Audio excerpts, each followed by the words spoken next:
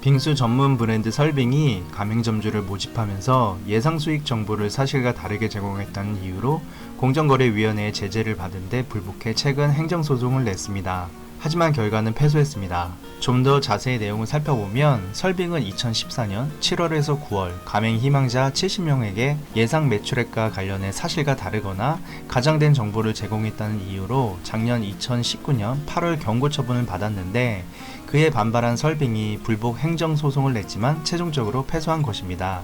재판부에선 설빙이 가맹사업법에 정한 방법에 따라 예상 매출의 최고액과 최저액을 산정하지 않고 설빙이 독자적으로 만든 방법으로 예상 매출을 선정해 문제가 있다고 보았던 것입니다. 하지만 설빙은 비록 가맹사업법이 정한 방식으로 예상 매출액을 제시하지는 않았지만 나름대로의 객관적이고 합리적인 방식에 따라 예상 매출액을 제시했기 때문에 허위 가장 정보가 아니라는 주장인 것입니다.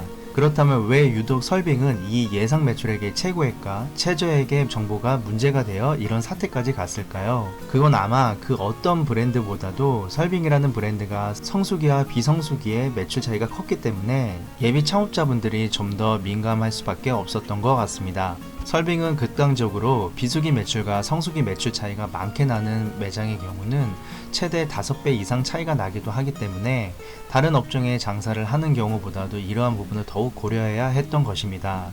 그렇다면 전국에 약 400여 개 이상의 설빙 점주들은 왜 그런 리스크가 있었음에도 불구하고 설빙을 창업을 했을까요? 오늘은 설빙 창업에 대한 이야기를 간단히 해볼까 합니다. 일단 기본적인 사항 먼저 빠르게 살펴보겠습니다. 먼저 개설 비용입니다. 설빙 홈페이지에 나와 있는 평균적인 매장의 크기와 창업 비용을 살펴보면 20평과 30평 그리고 40평에 대한 개설 비용이 나와 있습니다. 대부분의 설빙 매장들이 2층 이상으로 넓게 오픈되는 경우가 많기 때문에 40평을 기준으로 살펴보면 약 1억 6천만 원이 개설 비용임을 확인할 수 있습니다.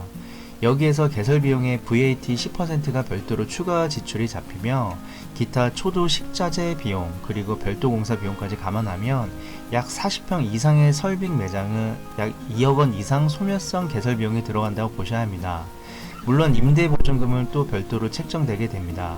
그리고 상권이 좋을 시엔 바닥 권리금까지도 고려해야 하기 때문에 제대로 된 설빙 매장은 총 창업비용 2억 중반에서 3억 이상의 자금이 있어야 운영할 수 있습니다. 하지만 이 또한 단순 계산으로 설빙 점주님들 중 바닥 권리 및 매장 크기 등의 다양한 이유로 약 4억에 육박하는 창업비용이 들어갔던 점주들도 제법 있었기 때문에 참고사항으로만 보셔야 합니다. 공정거래위원회 정보공개서에 따르면 브랜드 설빙은 2018년 직가맹점 포함 총 419개 그리고 2019년에는 직가맹점 포함 440개로 약 21개 매장이 늘어났으며 올해 세계적인 바이러스 유행에도 불구하고 설빙 매장을 15개 이상 신규 오픈을 했다고 합니다. 몇 년째 점포수 400여 개를 유지하고 있는 설빙은 현재 더욱 성장하는 브랜드가 될지 이대로 점차 하락하는 브랜드가 될지에 대한 중요한 기로에 서 있습니다. 설빙은 2019년 기준 매장 연평균 매출액이 약 3억 1,600만원 이었으며 이를 12개월로 나누면 설빙 매장의 월 매출 평균은 약 2,630만원인 것을 알 수 있습니다. 설빙의 대략적인 지출 항목을 살펴보면 제로비 33%에 로열티가 2% 수준으로 제로비와 로열티를 합치면 약 35% 수준입니다. 여기에 설빙의 임대료 등을 500만원으로 설정하고 인건비 수준을 지적 운영 기준 약 20% 정도로 설정하고 기타 공과금 및 잡비를 약 100만원 정도로 잡으면 설빙 월 매출 2,630만원 매장의 경우 월 순이익이 약 580만원 정도라고 볼 수 있습니다. 대략 매출 대비 20% 전후로 수익을 볼 수 있는 것을 확인할 수 있습니다. 하지만 본사 홈페이지 및 정보공개서 내용을 토대로 산출한 일반적인 수치 계산이라 실제 월 수익은 580만원이 아니라 각 매장의 상황에 따라 인건비, 월세, 그리고 세금 관계에 따라 월순이익은 500만원 미만일 수도 600만원 이상일 수도 있으니 참고 자료 정도로만 이해해 주시기 바랍니다. 이처럼 적게는 2억 원대, 많게는 약 3억 원대 이상의 창업비용이 들어가는 브랜드 설빙은 생각보다 매출과 수익이 큰 편이 아닙니다. 그렇다면 설빙은 왜 여전히 많은 관심을 받고 있는 걸까요? 이유는 빙수 전문점이라는 업종에서 독보적인 브랜드 이미지를 구축하고 있으며 추후 매출 상승 여지가 제법 많다는 점입니다. 설빙은 빙수 전문점 가맹점수 1위를 유지하고 있으며 아이스크림 업종 중에서도 베스킨라빈스 다음으로 전국적인 브랜드 이미지를 가지고 있는 메이저 프랜차이즈입니다. 하지만 이런 설빙은 매우 큰 단점이 두 가지 정도가 있는데, 하나는 주력 메뉴인 빙수가 겨울에 매출이 매우 저조하다는 점이며, 또 다른 하나는 최근 많은 요식업 프랜차이즈에서 배달 서비스로 짭짤한 재미를 본 반면 설빙은 지금껏 큰 재미를 보지 못했다는 점입니다. 이처럼 현 설빙의 치명적인 약점이었던 이 문제들이 만약 해결이 된다면 설빙의 매출력은 당연히 크게 올라갈 것으로 보여지는데, 이미 설빙 가맹본부도 이를 인지하고 있어 본격적인 배달 서비스에 대한 투자와 다양한 메뉴 개발에 열을 올리기 시작했습니다. 설빙은 2018년에 도입한 배달 서비스가 2020년 세계적인 바이러스 유행으로 자리를 잡아가고 있습니다. 2018년 도입 당시보다 2020년에 배달 주문 건수는 약 500% 이상 성장하고 있습니다. 또한 최근엔 겨울을 버틸 수 있는 메뉴 아이템을 더욱 본격적으로 늘리고 있습니다.